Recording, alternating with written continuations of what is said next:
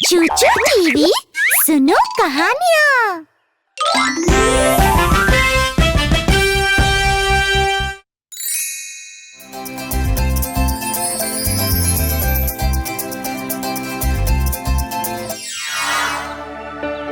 वो थी रविवार की दोपहर गर्मी के मौसम की।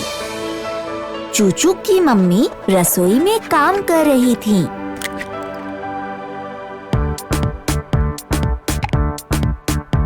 बच्चे खेल रहे थे और मजे कर रहे थे। ये!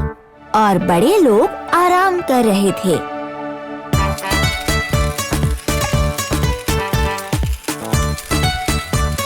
गर्मी की वजह से चूचू को प्यास लग गई।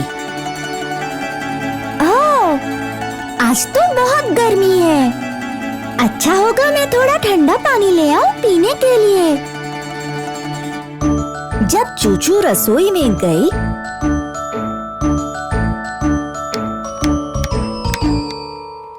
उसने अपनी मम्मी को वहाँ काम करते हुए देखा। ओह, माँ को देखो तो, वो कितनी थकी हुई है, पर फिर भी वो सबकी पसंद की चीजें बना रही है और वो सारा घर का काम अपने आप ही कर रही है। बेचारी माँ, वो सबको खुश रखना चाहती है और आराम पहुँचाना चाहती है, वो भी अकेले ही। इनकी मदद करनी चाहिए। चूचू ने खेलना बंद कर दिया और अपनी माँ की मदद करने लगी। माँ, मैं आपकी मदद करना चाहती हूँ। ये तो तुम्हारी बहुत अच्छी सोच है चूचू।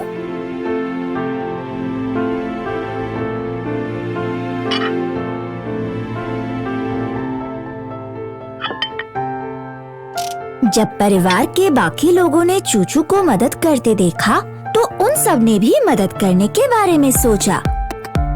चूचू के पिता ने बर्तन धोने शुरू किए। चूचू के दादा ने पानी की बोतलें भर दी। चूचू की दादी ने खाना पकाने में मदद की। चाचा ने खाने की मेज सजा दी। छोटा बच्चा खाली नहीं रहना चाहता था और वो भी मदद करने आ गया।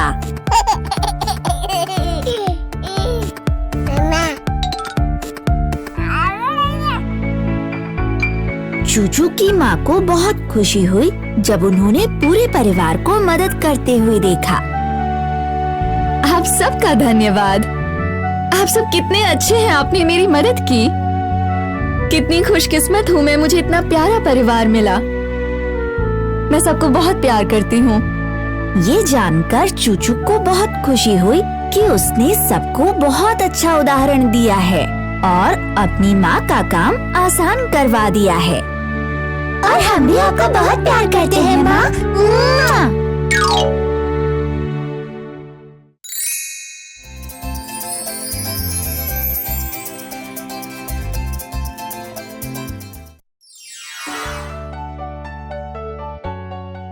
चीकू की माँ उसे हमेशा याद दिलाती कि वो अपने हाथ ध्यान से धोया करे।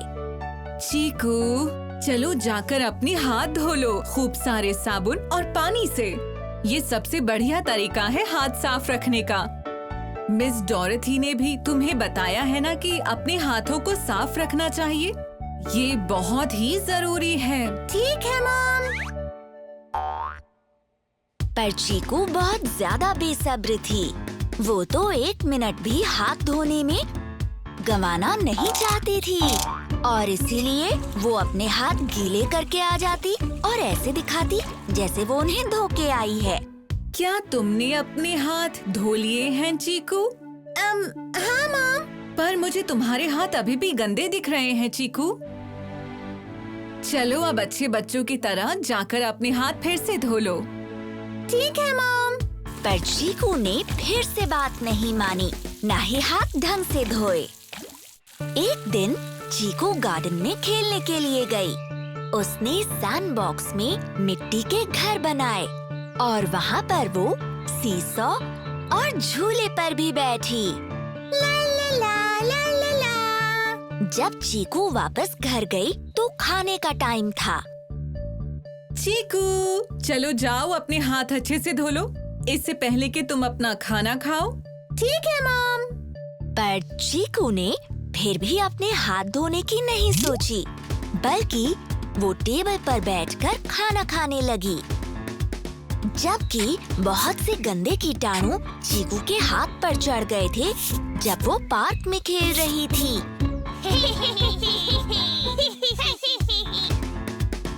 और चूंकि चीकू ने अपने हाथ धोना जरूरी नहीं समझा था, कीटाणु वहीं रह गए थे।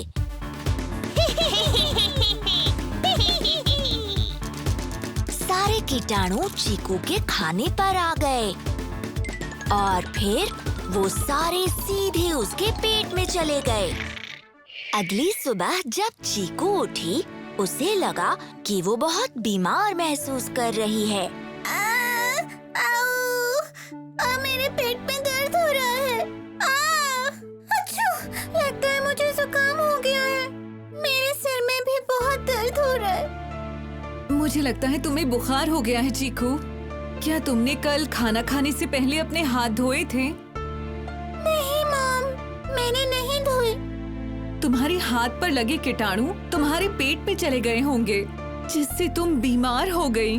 वो मेरे पेट में है। हाँ चीकू, तुम्हें आज स्कूल से छुट्टी लेनी होगी और डॉक्टर के पास जाना होगा। हाँ, पर आज तो मेरा टेनिस मैच है और मेरे दोस्त चाचा का जन्मदिन भी है। अगर स्कूल नहीं गई तो ये सब छूट जाएगा। मुझे इस बात के लिए माफ करना चीकू, पर तुम्हें डॉक्टर के पास जाना ही पड़ेगा।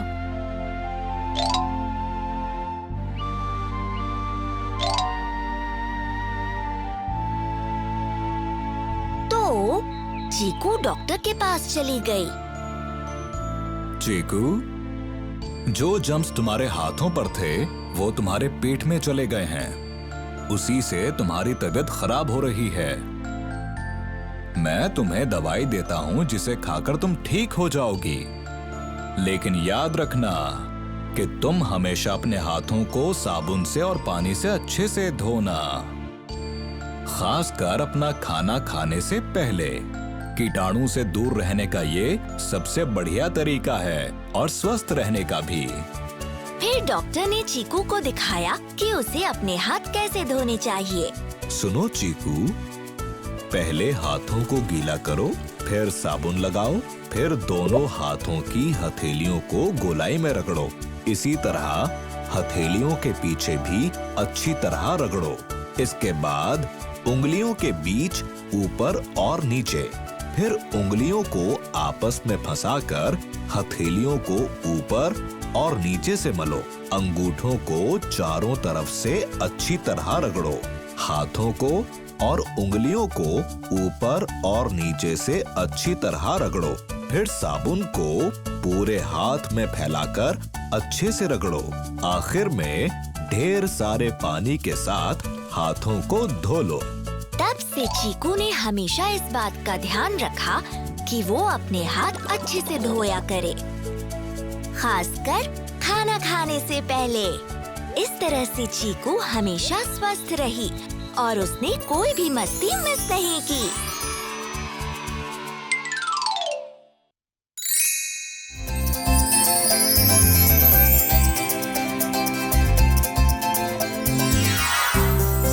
चूचू एक बहुत ही अच्छी बच्ची थी, पर कभी-कभी वो बहुत लापरवाह हो जाती थी, खासकर तब जब बात हो सफाई की और चीजों को ठीक तरह से रखने की। मैं क्रेयॉन्स बाद में उठा लूंगी। एक सुबह चूचू ने अपने खिलौने लिविंग रूम के फ्लोर पर छोड़ दिए थे। उसने अपनी साइकिल भी कमरे के बीचों बीच छोड़ दी थी और अपनी पसंदीदा कहानी की किताब पढ़ने लगी। एक बार की बात है, जब चूचू पढ़ रही थी, तब छोटा बच्चा टाकू घुटनों पर चलता हुआ वहां आ गया। पर लिविंग रूम का तो बुरा हाल था और बेबी टाकू साइकिल से टकरा गया और उसे चोट लग गई। चूचू के दादाजी भागकर वहाँ आए ये देखने के लिए कि बेबी टाकू क्यों रो रहा था। पर तभी उनका पैर एक स्केट पर पड़ा और वो गिरते गिरते बच गए। हाँ? बस तभी फोन भी बजने लगा। चूचू की माँ वहाँ फोन उठाने आई, पर उनका पैर भी टॉय कार पर पड़ा और वो गिरते गिरते बची। आओ! हाँ? चूचू के पापा भी लिविंग रूम में आए और जब उन्होंने कमरे का हाल देखा तो वो दंग रह गए। चूचू, तुम्हारे खिलौने सब जगह बिखरे हुए हैं। तुमने कितना सामान फैला रखा है। प्लीज साफ करो और जब तुम्हारा काम पूरा हो जाएगा तो हम सेफ्टी रूल्स के नियम के बारे में जानेंगे। चूचू ने इधर उधर देखा और सोचा कि लिविंग रूम कितना गंदा हो रहा था। उसके खिलौने सब जगह फैले हुए थे। मुझे माफ कर दीजिए पापा, मैं बस अभी साफ कर देती हूँ। और मुझे पता है कि सेफ्टी रूल्स क्या होते हैं। मिस डॉर्थी ने हमें उनके बारे में बताया है। उन्होंने ये भी कहा था कि हमें उनका पालन करना चाहिए जब भी हम घर पर, स्कूल में या सड़क पर होते हैं। बच्चों, आज हम बात करने वाले हैं सेफ्टी रूल्स की। ये वो बातें हैं जो तुम्हें करनी चाहिए और नहीं करनी चाहिए जब आप घर में, स्कूल में और सड़क पर हो। चलो सबसे पहले क्या करना चाहिए सेफ्टी रूल्स में, ये जानते हैं। चलो सब मेरे पीछे पीछे बोलो। हमें अपनी आसपास की जगह साफ रखनी चाहिए। हमें अपने आसपास की जगह साफ रखनी चाहिए। हमें पेड़ लगाने चाहिए। हमें पेड़ लगाने चाहिए। हर चीज को इस्तेमाल करने के बाद उसको उसकी जगह पर वापस रखना चाहिए। हर चीज को इस्तेमाल करने के बाद उसको उसकी जगह पर वापस रखना चाहिए। नल का इस्तेमाल करने के बाद उसे कसकर बंद कर देना चाहिए। नल का इस्तेमाल करने के बाद उसे कसकर बंद कर देना चाहिए। बहुत अच्छे बच्चों। चलो अब क्या नहीं करना चाहिए वो जानते हैं। चलो सब मेरे बात दोहराओ। कूड़े को सड़क पर या जमीन पर कभी नहीं फेंकना चाहिए। कूड़े को सड़क पर या जमीन पर कभी नहीं फेंकना चाहिए। बिजली के स्विचेस को गीले हाथों से नहीं छूना चाहिए। बिजली के स्विचेस को गीले हाथों से नहीं छूना चाहिए। बिजली के खंभों के पास नहीं जाना चाहिए। बिजली के खंभों के पास नहीं जाना चाहिए। पानी या किसी भी चीज को जमीन पर नहीं फैलाना चाहिए। पानी या किसी भी चीज को जमीन पर नहीं फैलाना चाहिए। हाँ चूचू, यही सब तो हैं सेफ्टी रूल्स। मुझे खुशी है कि मिस डॉरथी ने तुम्हें इन सब बातों के बारे में बताया है, पर तुम्हें इनका पालन भी करना चाहिए ताकि तुम और तुम्हारे आसपास सभी सुरक्षित रह सकें। मैं सेफ्टी रूल्स का पालन करूंगी पापा। और मैंने जो सब फैला रखा है उसके लिए मैं शर्मिंदा हूँ। मैं अभी साफ कर देती हूँ और मैं वादा करती हूँ कि मैं सब कुछ साफ सुथरा रखूंगी ताकि सब लोग सुरक्षित रहें। चूचू ने अपना वादा निभाया और घर को साफ कर दिया। उसने सारे सामान वापस उनकी जगह पर रख दिए और ये ध्यान रखा कि उसका घर उसके परिवार के लिए सुरक्षित रहे। उस दिन के बाद से चूचू ने अपना सामान बहुत सफाई से रखा और हमेशा सेफ्टी रूल्स का पालन किया।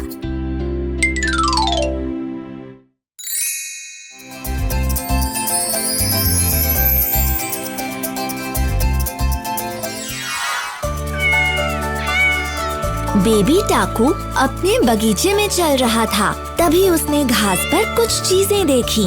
वहाँ एक पत्ता था, कुछ चमकदार कंकड़ एक बीज, एक सूरजमुखी, एक पंख और एक समुंदर की कौड़ी। हाँ?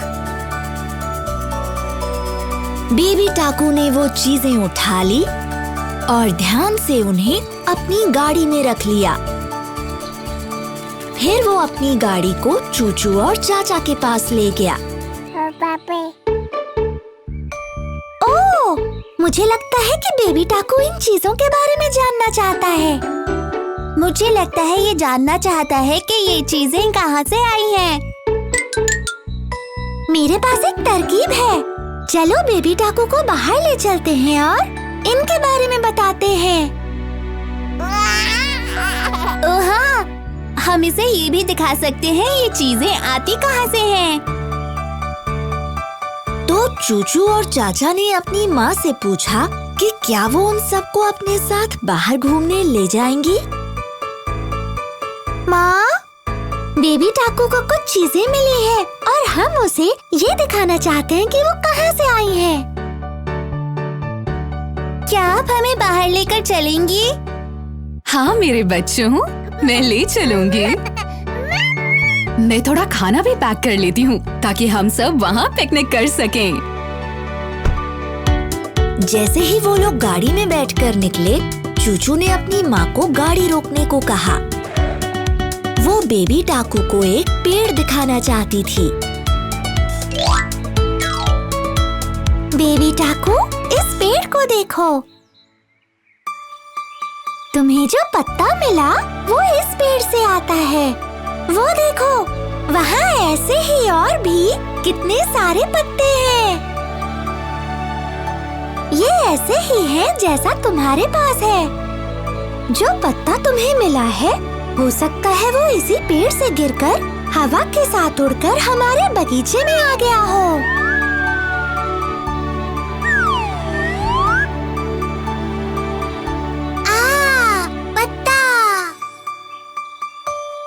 बेबी टाकू को वो पेड़ और उसके पत्ते बहुत पसंद आए। उसने पत्तों को छूकर भी देखा जो बहुत मुलायम थे। फिर वो सब पहाड़ों की ओर निकल पड़े। तभी माँ ने एक झरने के पास गाड़ी रोकी। वहाँ बहुत सारे चिकने कंकड़ थे और सब लोग उन्हें पास से देखने के लिए आगे बढ़े। देखो बेबी टाकू, ये कंकड़ झरने से नीचे बहकर आए हैं। बागीचे में जो चिकना कंकड़ मिला वो शायद यहीं से आया होगा। जब माली हमारे पौधों के लिए मिट्टी लाया होगा, उसने उनके साथ वो कंकड़ भी उठा लिए होंगे।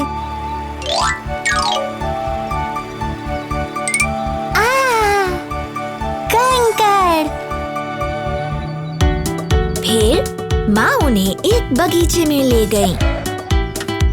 वहाँ बहुत सारे आड़ू के पेड़ थे। बेबी टाकू, देखो तो जरा, यहाँ इस बागीचे में कितने सारे आड़ू हैं। जो बीज तुम्हें मिला वो ऐसे ही किसी आड़ू में से आया होगा। फिर माँ ने कुछ आड़ू तोड़कर बेबी टाकू, चूचू और चाचा को खाने के लिए दिए। ये आड़ू तो बहुत ही लाजवाब है बेबी टाकू। और देखो, यहाँ बीच में इस आड़ू का बीज है। जो बीज तुम्हें मिला वो शायद किसी गिलहरी ने आड़ू खाने के बाद यूं ही फेंक दिया होगा।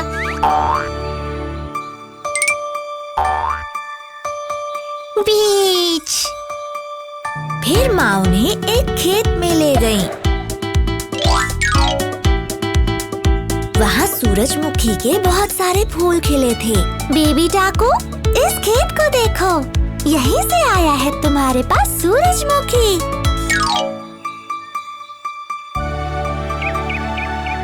एक चिड़िया ने उस सूरजमुखी को तोड़ा होगा जो तुम्हें मिला और हमारे बागीचे में फेंक दिया।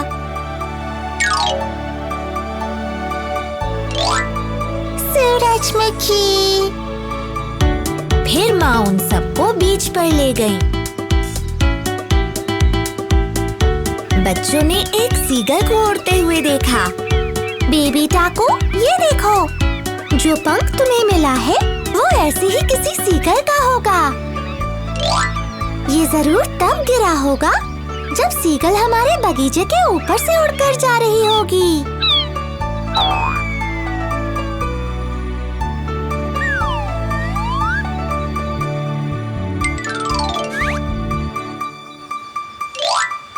पंख। और देखो, यहाँ से आती है समुद्र की कौड़ी।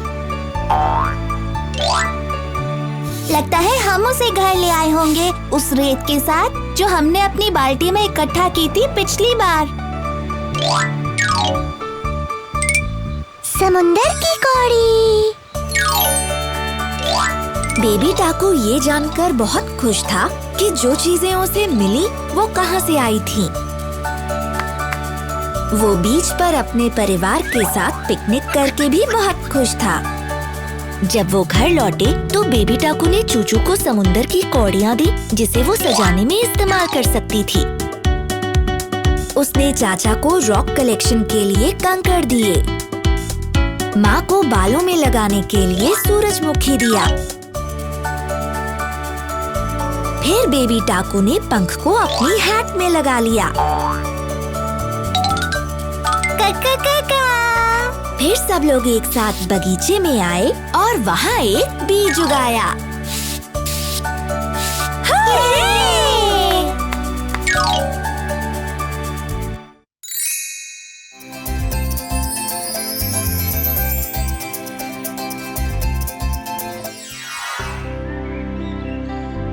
नन्हा चाचा अपनी लिखावट को लेकर हमेशा परेशान रहता।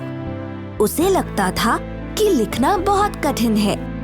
वो हमेशा बहाने बनाता जब भी उसे कुछ लिखना होता।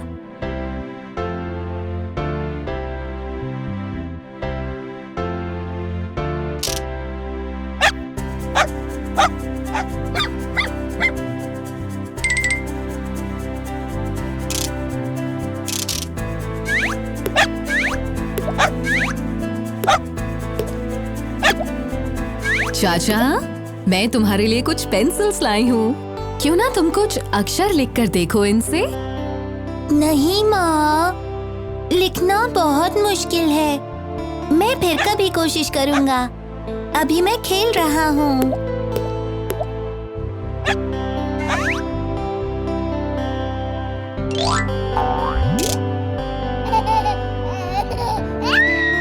चाचा की माँ जानती थी कि ये बहुत जरूरी है चाचा के लिए कि वो कुछ लिखना सीख ले। चाचा हमेशा कोई ना कोई बहाना बना देता है जब भी मैं लिखने को कहती हूँ। हमें कुछ करना चाहिए चाचा को ये दिखाने के लिए कि कैसे लिखना आसान है और मजेदार भी।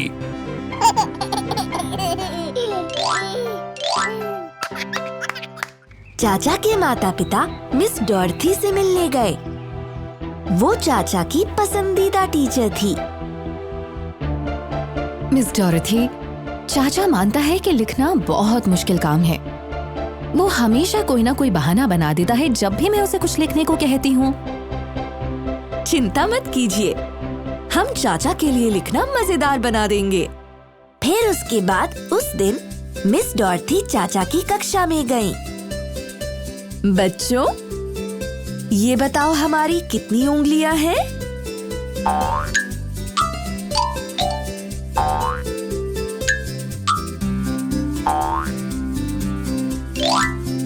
चाचा, क्या तुम बताओगे? हमारी 10 उंगलियां हैं मिस डॉरथी, 5-5 दोनों हाथों में। तुमने सही कहा चाचा। पर क्या तुम्हें पता है कि हमारी उंगलियां कितनी मजबूत हैं? इनसे तुम बहुत कुछ कर सकते हो और इसीलिए हमें इन्हें और बलवान बनाना चाहिए। तो फिर चलो चाचा, मुझे तुम्हें कुछ दिखाना है। मिस डॉर्थी ने चाचा को दिखाया कि उंगलियों से कैसे पेंट कर सकते हैं। अपनी उंगली को रंग में डुबो। अब उसे कागज पर रखकर चलाओ।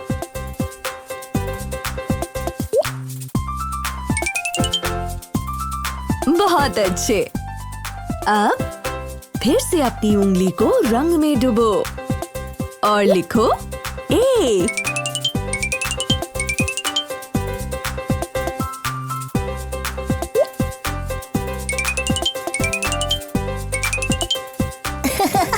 ये तो मजेदार है।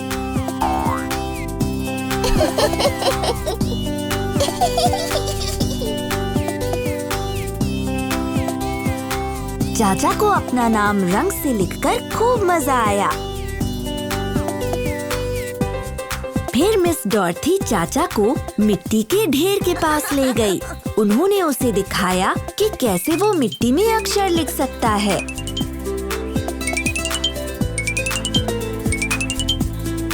चलो आओ चाचा, अब हम मिट्टी में अक्षर लिखते हैं।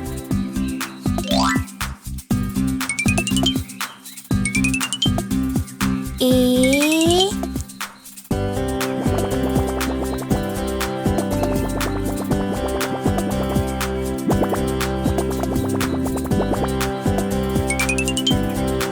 बी,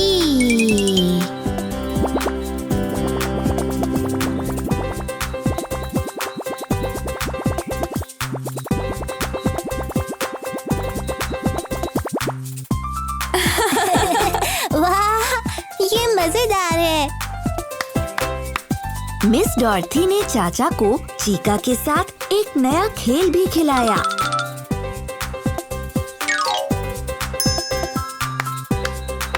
चाचा, अब तुम्हें चीका की पीठ पे अपनी उंगली से कोई अक्षर लिखना है।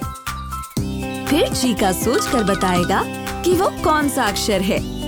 ठीक है मिस डॉरेथी।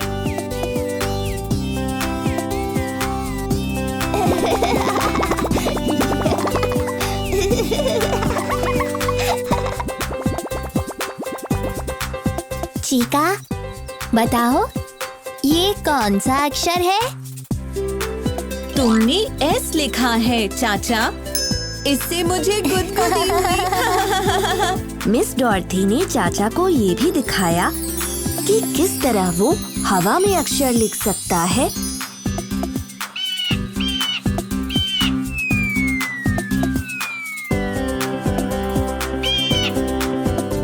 और पानी में भी।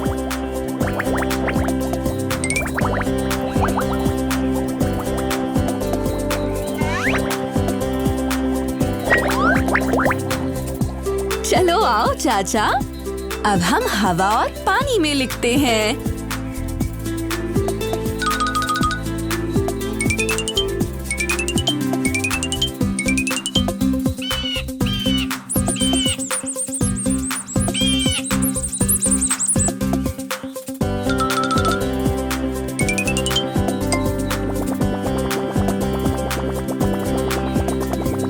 फिर मिस डॉर्थी ने चाचा को बीजों की मदद से बड़े-बड़े अक्षर लिखने को कहा।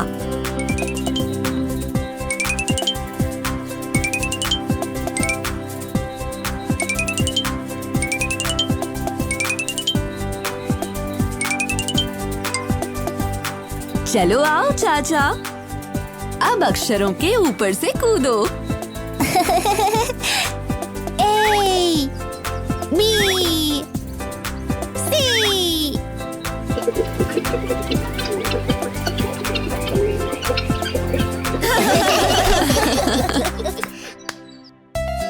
अब जब चाचा ने अलग-अलग तरीकों से अक्षर लिखना सीख लिया था, उसकी उंगलियां और भी मजबूत हो गईं।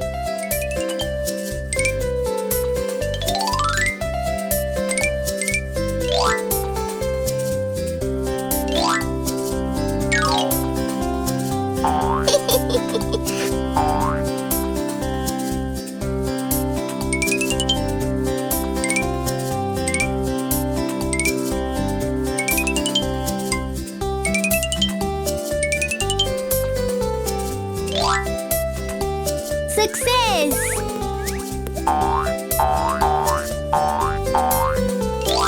अब उसे अक्षर और भी अच्छे लगने लगे थे।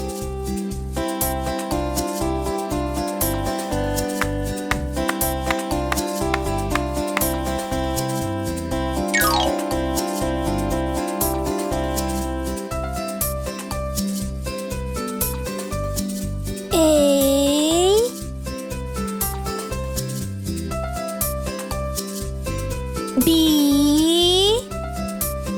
और फिर मिस डॉर्थी ने चाचा को एक कलर्ड पेंसिल्स का डब्बा दिया। चाचा, अपना पसंदीदा रंग उठाओ और उस रंग से किताब में कुछ अक्षर लिखो।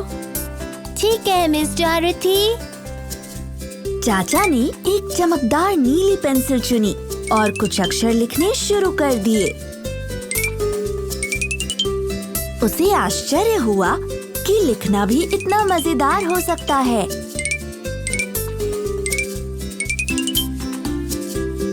वाह मिस डॉरेथी, लिखना मजेदार है और ये बिल्कुल भी मुश्किल नहीं है। असल में मुझे लगता है ये बहुत आसान है। उस दिन जब चाचा अपने घर गया तो उसके पास अपने माता पिता को दिखाने के लिए कुछ था। माँ, पिताजी, देखिए, मैंने इस कागज पर आप दोनों के नाम लिखे हैं। शाबाश चाचा। हमें तुम पर बहुत नाज है। इसके बाद चाचा को लिखने में मजा आने लगा और उसने अपनी किताब में बहुत से अक्षर और शब्द लिखे। लिखना मजेदार और आसान है, बिल्कुल ऐसा जैसे हम याद करते हैं A, B और C। अब मुझे लिखने में कभी भी कोई परेशानी नहीं होगी।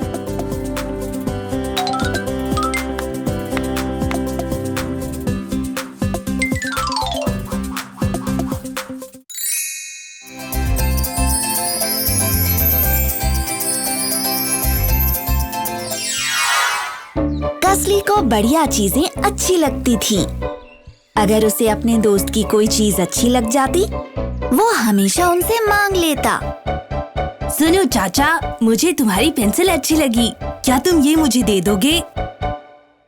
मुझे माफ करना कसली, पर ये मेरी पसंदीदा पेंसिल है।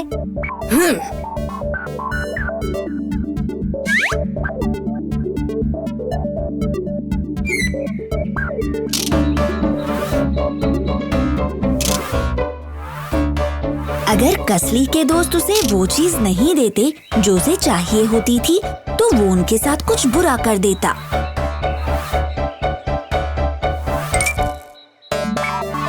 और चुपचाप उन चीजों को ले ही लेता।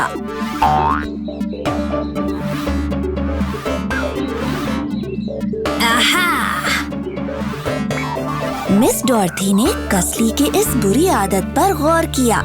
उन्होंने उससे इस बारे में बात करने की कोशिश भी की, पर कसली ने ऐसे जताया जैसे उसने कुछ किया ही नहीं। बेटा, इस तरह अपने दोस्तों की चीजें लेना अच्छी आदत नहीं है कसली। पर मैंने तो कुछ भी नहीं लिया मिस डॉरेथी। एक दिन कसली एक नया पेंसिल शार्पनर लेकर स्कूल आया। वो उसे डेस्क पर छोड़कर बाहर खेलने चला गया। चाचा कसली को एक सबक सिखाना चाहता था।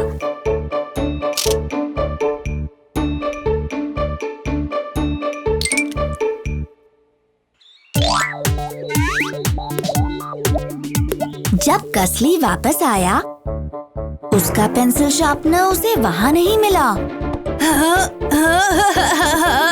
मेरा पेंसिल शार्पनर यहाँ नहीं है। जरूर किसी ने चुरा लिया होगा। चाचा और बाकी बच्चे जब खेलकर वापस क्लास में आए, तो उन्होंने देखा कि कसली परेशान था। क्या बात है कसली? मेरा नया पेंसिल शार्पनर खो गया है। किसी ने उसे चुरा लिया है। फिक्र मत करो कसली, हम में से कोई भी नहीं चुराता। तो तुम्हारा पेंसिल शार्पनर शायद यहीं कहीं होगा। फिर सभी बच्चों ने मिलकर कसली के पेंसिल शार्पनर को पूरी क्लास में सब जगह ढूंढा। आखिरकार चाचा को वो एक मेज के नीचे मिला।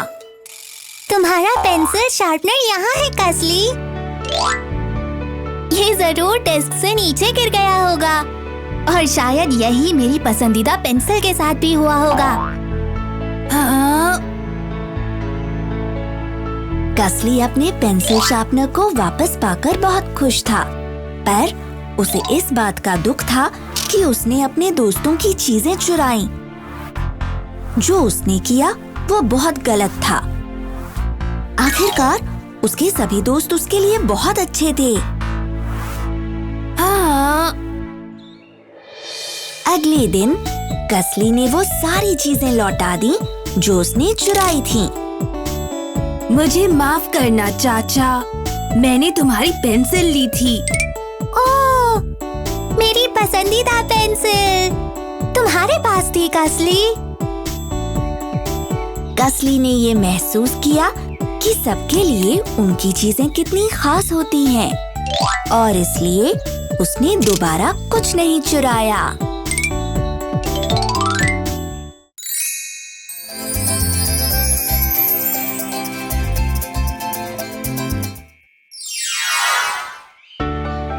एक दिन मिस डॉर्थी ने कक्षा में एक घोषणा की। बच्चों, कल स्कूल में चित्रकारी की एक प्रतियोगिता होने वाली है। तो तुम सबको एक एक आकार चुनना होगा और उन आकारों की मदद से कुछ चीजें बनानी होंगी। जो सबसे अच्छा चित्र बनाएगा उसे इनाम मिलेगा। सभी बच्चे बहुत उत्साहित थे। मैं बनाऊंगी उन चीजों को जो है चौकोर, और मैं बनाऊंगा वो चीजें जो हैं आयताकार। जो चीजें मैं बनाऊंगा वो होंगी अंडाकार। चूचू को कुछ समझ नहीं आ रहा था। वो सोच में पड़ गई थी कि कौन सा आकार चुने। चीकू चौकोर आकार की चीजें बनाएगी, चीका आयताकार चीजें बनाने वाला है, और कसली की चीजें अंडाकार होंगी।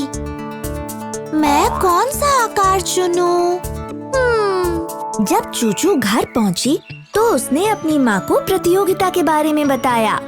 माँ, कल स्कूल में चित्रकारी प्रतियोगिता है। मुझे वो चीजें बनानी हैं जो किसी आकार की होंगी। मैं कौन सा आकार चुनूं?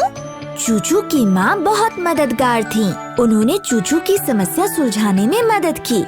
चूचू, क्यों ना तुम अपने आसपास नजर घुमाओ और जरा देखो तुम्हें कौन सा आकार नजर आ रहा है। फिर तुम अपनी पसंद का कोई भी आकार बना सकती हो। अच्छी तरकीब है माँ। तो चूचू ने इर्द गिर्द देखना शुरू किया। ये टीवी आयताकार है, दरी है चौकोर, और मेज पर रखा ये तरबूज है गोल। मुझे पता है मैं क्या बनाऊंगी। मैं बनाऊंगी एक गोल तरबूज। चूचू, क्या तुम और चीजों के बारे में सोच सकती हो जो आकार में गोल हो और दिखने में भी अच्छी हो? चलो, अब जरा सोचकर बताओ मुझे और थोड़ा दिमाग लगाओ कि क्या हो सकता है। तुम उनमें से कुछ बना सकती हो। चूचू ने इसके बारे में सोचा और जल्द ही उसके दिमाग में बहुत सी गोल चीजें आ गईं। सूरज गोल है, चांद गोल है, केक और पिज्जा भी गोल होते हैं, स्कूल बस के पहिए भी गोल हैं, और पापा की कार के भी तो। एक बच्चे का चेहरा भी तो अच्छा और गोल होता है। जिन गुब्बारों से हम खेलते हैं और जो आइसक्रीम स्कूप्स हमें पसंद है, वो भी तो गोल ही होते हैं। चूचू ने चित्रकारी प्रतियोगिता के लिए इनमें से कुछ चीजें बनाने के बारे में सोचा। फिर चूचू की माँ के पास उसके लिए एक और तरकीब थी। चूचू, गोल चीजें बनाने की बजाय क्यों ना तुम एक ऐसा चित्र बनाओ जिसमें बहुत सारी गोल चीजें हों। हाँ, एक चित्र जिसमें बहुत सी गोल चीजें हो। हाँ चूचू, चलो बताओ, तुम्हें एक गोल केक कहाँ देखने को मिलेगा? गोल गुब्बारे, एक गोल पिज्जा, एक गोल चेहरे वाला खुश बच्चा और स्वादिष्ट आइसक्रीम के गोल गोल स्कूप्स। मुझे पता है, जन्मदिन की पार्टी में। अगले दिन चित्रकारी प्रतियोगिता थी।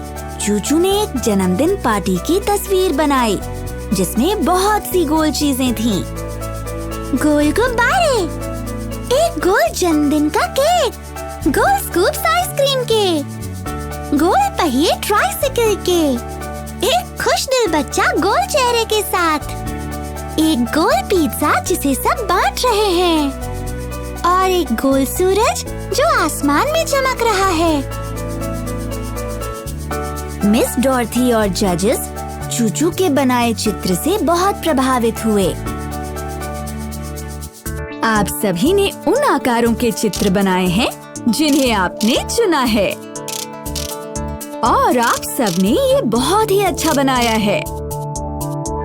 पर चूचू ने सभी गोलाकार के चीजों को एक जन्मदिन के सीन में दिखाया। इसके बाद मिस डॉर्थी ने जीतने वाले की घोषणा की। बच्चों, तुम सभी ने बहुत अच्छी चित्रकारी की है, पर चूचू ने अपनी कल्पना का इस्तेमाल किया और अपनी चुनी गोल चीजों को एक जन्मदिन पार्टी के सीन में डाल दिया और इसीलिए जजेस ने चूचू को इनाम देने का फैसला किया है। बहुत अच्छे चूचू।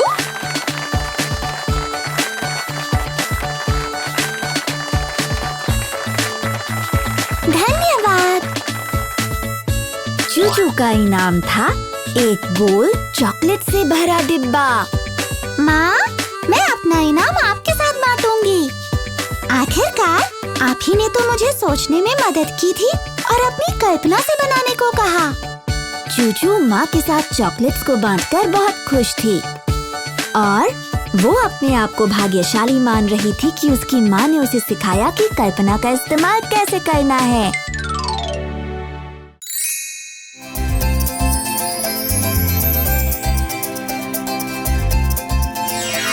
कसली एक छोटा सा बेफिक्र बच्चा था जो हमेशा चीजें बर्बाद करता था। कसली हमेशा खाना फेंकता था और उसे पानी की भी कोई कद्र नहीं थी।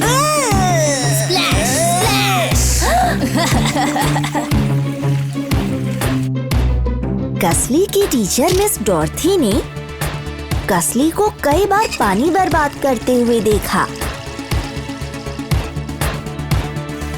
उन्होंने उसे चेतावनी भी दी। कसली, तुम हमेशा पानी बर्बाद करते हो। तुम्हें ऐसा नहीं करना चाहिए। पानी बहुत ही कीमती है। तुम्हें पानी को बचा कर रखना चाहिए। पर कसली ने कभी भी मिस डॉर्थी की बात पर ध्यान नहीं दिया। एक दिन मिस डॉर्थी कसली की क्लास को बीच पर ले गईं। उस दिन काफी गर्मी थी। कसली मजे करना चाहता था और फिर उसने अपनी पानी की बोतल से इधर उधर पानी फैलाना शुरू कर दिया।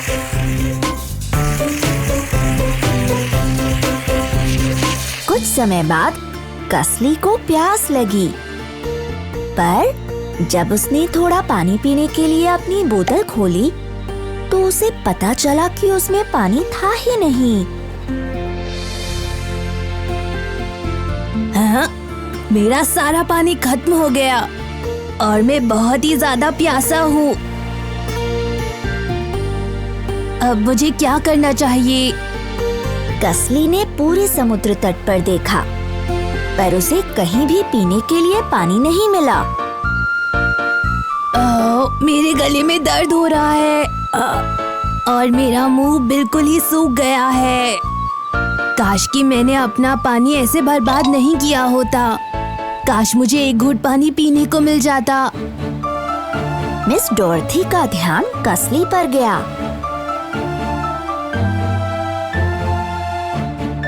उन्होंने अपनी पानी की बोतल में से उसे थोड़ा सा पानी दिया। कसली, इसलिए मैं तुम्हें हमेशा समझाती थी कि पानी बर्बाद मत करो। पानी बहुत ही जरूरी है। हमें पानी चाहिए होता है जब हम प्यासे होते हैं। ये हमारे खाने को उगाने और बनाने में भी इस्तेमाल होता है। बिना पानी के ना हम नहा पाएंगे, ना साफ रह पाएंगे, ना ही जिंदा रह पाएंगे। इसीलिए हमारे लिए पानी को बचाना बहुत जरूरी है। कसली, हमें पानी की हर बूंद को बचाना चाहिए। कसली ने पानी पिया और मिस डॉर्थी को धन्यवाद किया। धन्यवाद मिस डोरिथी। मुझे अब पता चल गया है पानी कितना जरूरी है। मैं अब पानी बर्बाद नहीं करूँगा, बल्कि मैं वादा करता हूँ कि हर बूंद बचाऊंगा।